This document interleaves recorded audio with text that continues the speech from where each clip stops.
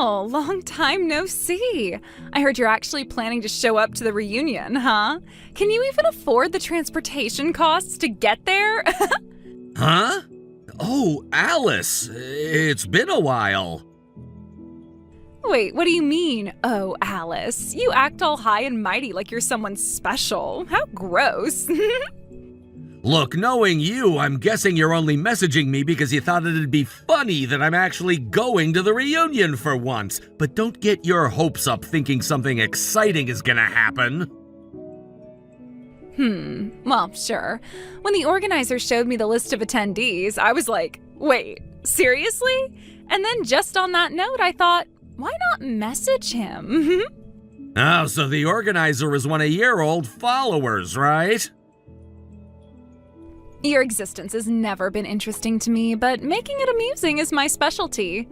Sounds like a rather wasteful talent in more ways than one.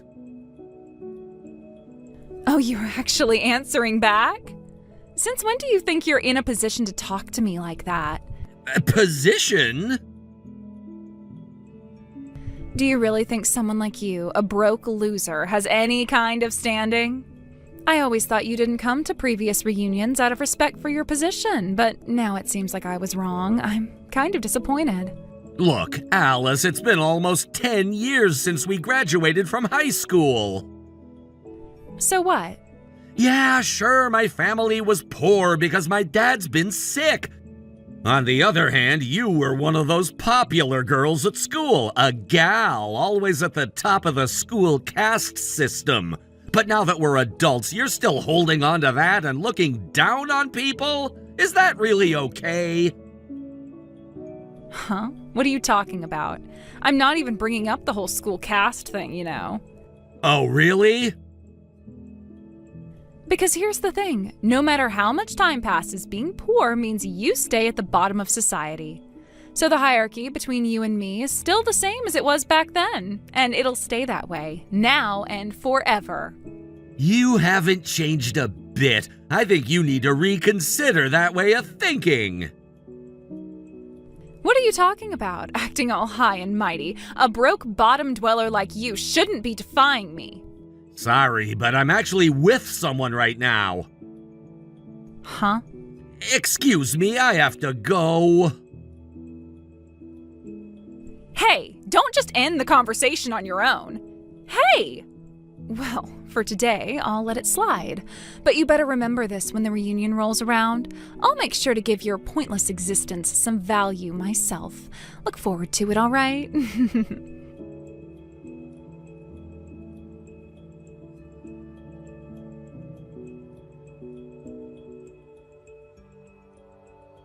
Hey, Neil.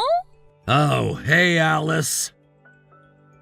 So, about that message I sent earlier.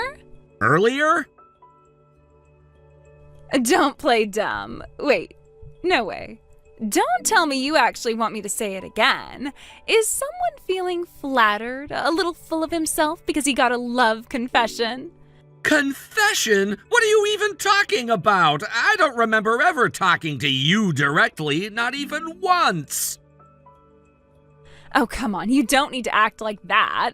Whatever, I'll say it again. And this time I'll put it in writing. Since it'll be saved in your messages, you better read every word carefully and cherish my feelings, okay? Huh? I like you. I want to take you home with me tonight. Excuse me? You did say we should sneak out after the reunion and have some alone time, didn't you? What the hell are you talking about? Oh, come on, don't go playing innocent now. You've always talked down to me, ridiculed me every chance you got. You were downright cruel back in school, so what's this sudden change of heart? Okay, here's the truth. I've actually liked you for a long, long time. It's just, I didn't know how to say it, so instead I acted the opposite. I was mean because I didn't want anyone, including you, to see how I felt. Right. But when I messaged you the other day, I realized I couldn't keep doing that. I couldn't keep pretending. so I worked up the courage to be honest. I want to start over with you, build something real. Please, go out with me. And if you say yes, well, tonight I'm all yours. You can do whatever you want with me. Wait, anything I want?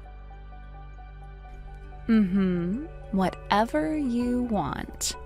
Got it. In that case, nice to meet you. Looking forward to tonight.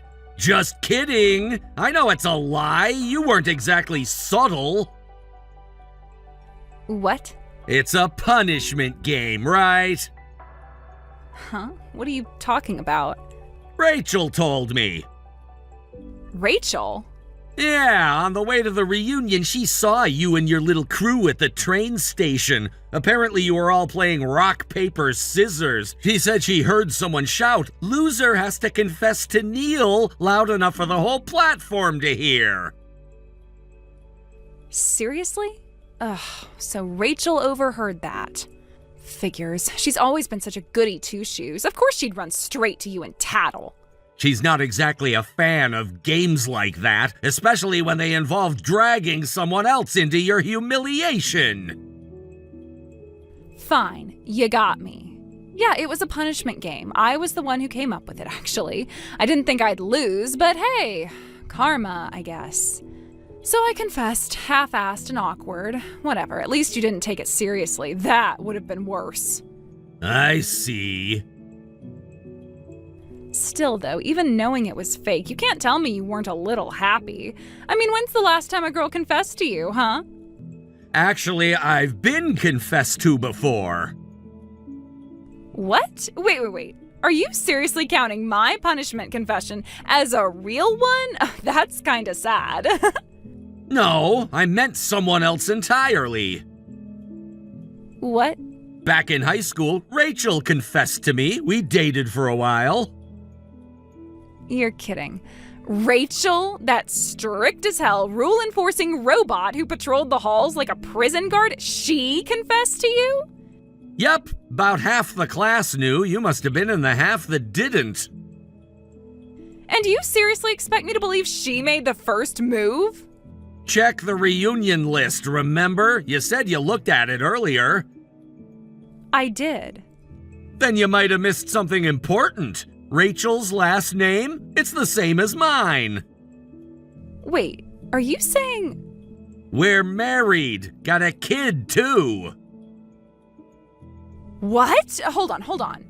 This whole thing, this stupid punishment game. I just confessed to a married guy? Oh my god, that's beyond humiliating. Kinda makes the punishment feel real now, doesn't it? Shut up! You looked like you were enjoying it, so don't act so smug now. Here's the kicker. Before your message, I don't remember being confessed to at all. Huh? I never made it to the reunion. Something urgent came up. I'm on the train right now. Wait, you're not even at the venue? Nope. Then who the hell did I just confess to? Rachel's at the reunion. She said she saw you in the corner of the room approaching some guy who was glued to his phone. You told him your confession, right? Yeah, he had glasses, looked kind of nerdy. Same vibe as you used to have, so I thought. That was Seth. No. Please tell me you're joking. Nope. Rachel said ever since you confessed, he hasn't stopped staring at you. He's apparently grinning and watching your every move. Oh my god, no. No. Anyone but Seth. That bad, huh? Of course it is. He's a full-on delusional creep. Back in school, he latched onto anyone who so much as looked in his direction. Once he picked a target, he wouldn't stop until they either dated him or changed schools. The rumors were terrifying. I remember hearing some of those, yeah. You've got to help me. Not sure what you expect me to do. I'm on a train. You should have skipped work today. I couldn't. I'm in the middle of heading to a major meeting. What kind of job doesn't let you skip one reunion day? I run my own company. What? I'm the CEO! Started it 6 years ago, took a while to build, but now it's on stable footing. Things are going well. Okay, wait, new plan. Forget everything I said earlier, that was all nonsense. Let's pretend the punishment game never happened. Oh? Yeah, I mean, if you're a CEO and married to a super serious girl like Rachel, maybe what you really need is someone different, someone fun, someone like me. I'd make a much more exciting wife, don't you think? I swear I'm holding in a laugh so hard right now I might burst. Huh? No offense, but haven't you confessed to me? That's the real punishment. Excuse me? I'm serious, this whole thing is hilarious. Like, I'm fighting for my life, trying not to burst out laughing in front of my team. You are such a jerk. Says the girl who came up with a childish punishment game to mess with someone's feelings. Sorry, not buying your act. But Look, I've got to go. We're pulling into the station. Whatever disaster you created with Seth, that's your problem now. Good luck. wait, you're not even going to help me? This has nothing to do with me anymore.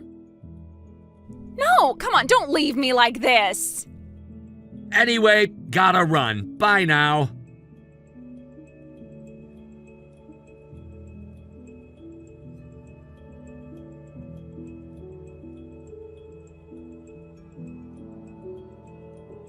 The class reunion turned out to be quite a battlefield. Alice, misunderstanding the situation and thinking her confession was genuine, was taken aback when Seth, who had always been quick to fall in love, decided to make a surprise marriage proposal right there at the venue. Seth had never been one to understand jokes like these. He was the type of person who took things seriously no matter how absurd the situation might be. His love for Alice had been real, and when he heard her confession, he took it as an honest declaration of affection. The confusion and tension in the air were palpable as he stood up, took her hand, and announced to everyone that they were now engaged. Alice, taken completely by surprise and unable to escape the situation, found herself swept along by the momentum of Seth's enthusiasm. There was no time to process the events unfolding around her. The next thing she knew, she was being whisked away from the reunion by Seth, who was beaming with happiness, not knowing the extent of the confusion that had led them to this point. He didn't even pause to let Alice explain, dragging her along as if she were already his bride. It wasn't long before they found themselves in a hotel room together where they spent the night. Alice, overwhelmed by the surrealness of it all, was left speechless and unsure how to react. She had never expected things to escalate so quickly, let alone end up in such an intimate situation. But Seth was already celebrating, oblivious to the fact that Alice had never intended for this to happen. The following morning, things didn't improve. Alice, still in a daze, found herself face to face with a beaming Seth, who greeted her with a wide grin as if everything were perfectly normal. He was a completely different person now. His earlier, somewhat awkward demeanor had shifted into one of smug confidence. Seth was smiling ear to ear, and Alice, who was still processing the events of the night, could hardly believe what was happening. Seth didn't give Alice any room to argue. His mind was made up. He was determined to make her his. Without allowing her the space to think, he led her to a nearby registry office. He didn't care that they had only been together for a matter of hours. The speed at which he was moving was part of his thrill. Alice, still reeling from the shock of it all, found herself signing papers alongside him as though she had no control over the situation.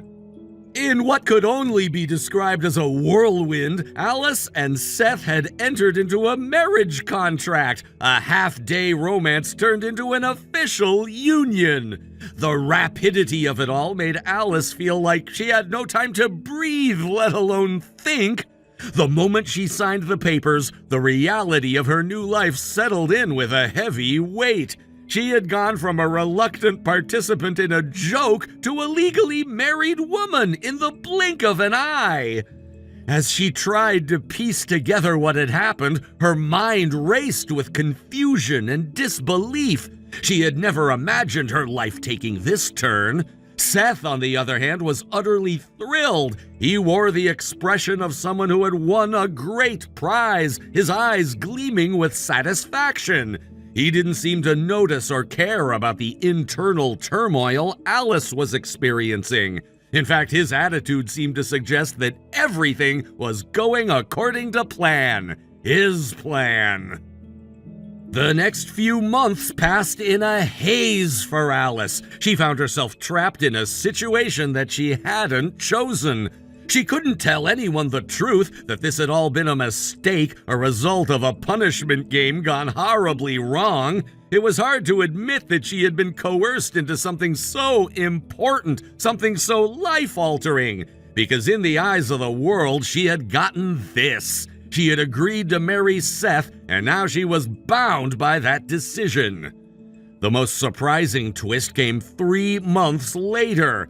Alice discovered that she was pregnant. The news hit her like a freight train, and suddenly the stakes of the situation became much higher. She couldn't escape the reality that she was now carrying Seth's child. At this point, it was clear that there was no turning back. Seth, thrilled by the idea of becoming a father, was overjoyed. He made plans for the future as if everything were perfectly normal, while Alice struggled to come to terms with the life that had been thrust upon her. Though Alice had every reason to want to flee from her situation, she couldn't. The pregnancy changed everything. She couldn't simply say it was all a joke or it was a punishment game now. Those words would never be accepted as an excuse. The situation had gone too far. She was married to Seth and they were about to have a child together. It wasn't just a joke anymore, it was real. Seth, on the other hand, was blissfully unaware of the turmoil Alice was experiencing. He was a man who thrived on control, and now that he had Alice exactly where he wanted her, he was ready to settle into a life of domestic bliss. He believed in his own mind that they were happy together. His warped sense of reality made it impossible for him to see the cracks in their relationship. For him, everything was perfect. But for Alice, things were far from perfect. She was now trapped in a marriage to a man she didn't love, carrying his child, and unable to escape the web of her own making. She had been forced into a life she hadn't chosen, and now she was bound by the consequences. She couldn't just walk away, not with the baby on the way. The thought of raising a child in this environment filled her with dread, but she had no choice but to move forward. As the months passed, Alice became more and more resigned to her fate. She learned to live with Seth's presence, to tolerate his dominance in their relationship. She had no other option. Her initial resistance faded as she adjusted to the reality of her new life. She had gone from a carefree young woman to a married mother, bound to a man who saw her more as an object of conquest than as a partner. It was a sad reality, but one she had no choice but to accept. By the time their child was born, Alice had come to terms with her new role. She wasn't the same person she had been before. She was now a wife, a mother, and someone who had been forced into a life she hadn't chosen. As she looked at her child, she couldn't help but feel a pang of regret. She had once had dreams, hopes, and plans for the future, but all of that had been swept away in a series of unfortunate events. Now she was stuck in a life that she couldn't change. Despite all the pain and regret, Alice did her best to provide for her child. She cared for the baby as best she could, though the reality of her situation weighed heavily on her. She couldn't escape the feeling that she was living someone else's life, one that had been dictated by a series of events she hadn't been able to control. But she was determined to raise her child the best she could, even if she wasn't sure what the future held.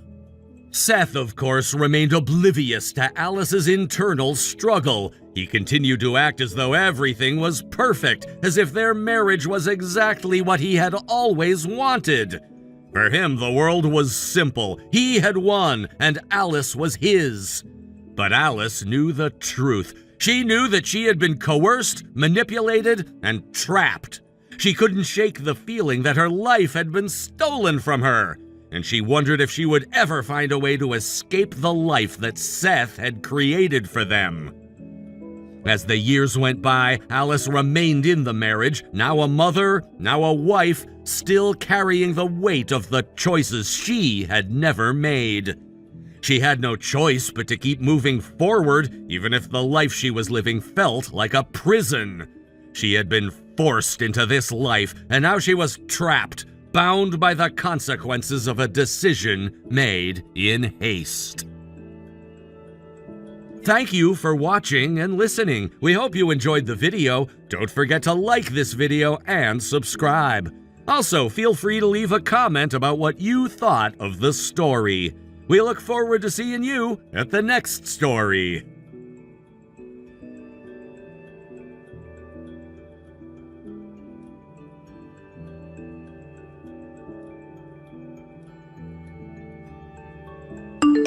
Thank you for watching. Please subscribe and hit the like button.